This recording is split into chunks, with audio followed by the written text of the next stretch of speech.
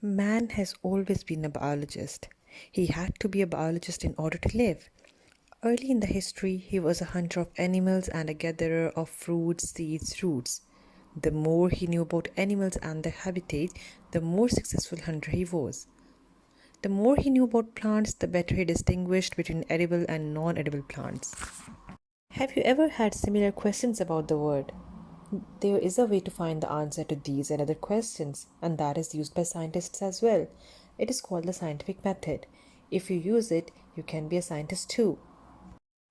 The scientific method is a way to ask and answer scientific questions by making observations and doing experiments. There are 6 simple steps to follow. First, ask a question or identify the problem you would like to solve. As the first step in solving a scientific problem, scientists recall their previous observations or makes new one. Observations are made with 5 senses of vision, hearing, smell, taste, and touch. Observations also include reading and studying what others have done in the past because scientific knowledge is ever growing. Now, observations do not become scientific observations until they are organized and related to a question. Scientists organizes their observations into data form and constructs a statement that may be proved to the answer of the biological problem under study. This tentative explanation of observation is called a hypothesis. So, we can also say that a hypothesis is an educated guess about how something works. The most basic step of scientific method is experimentation. Scientists perform experiments to see if hypotheses are true or not. Through experimentation, scientists learn which hypothesis is correct. The incorrect hypotheses are rejected and the one which proves correct is accepted. Once you have completed your experiment, analyze your data. To do this, you will look at the results of your experiment and try to figure out what it means. Finally, using your data, you can draw a conclusion. If your conclusion did not support or agree with your hypothesis, that's okay. It doesn't mean it was a bad experiment. Using this information from the first experiment, you may need to form a new hypothesis and create a new experiment to test it. Even if your conclusion does support your hypothesis, you may have a new question.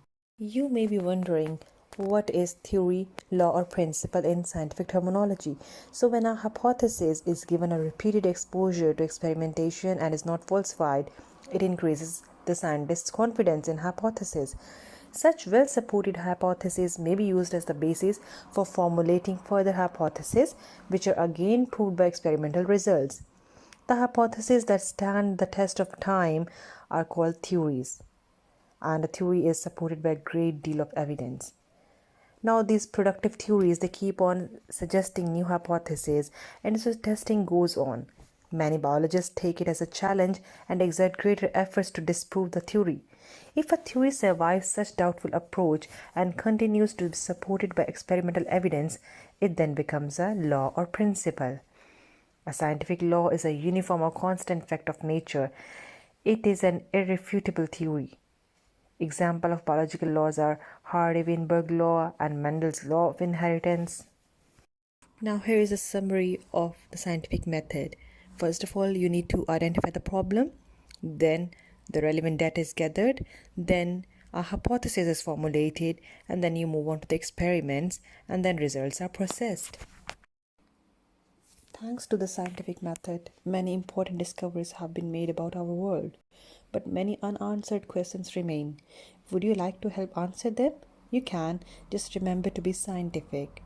And don't forget to subscribe our channel for more scientific updates. Till then, bye. See you next time.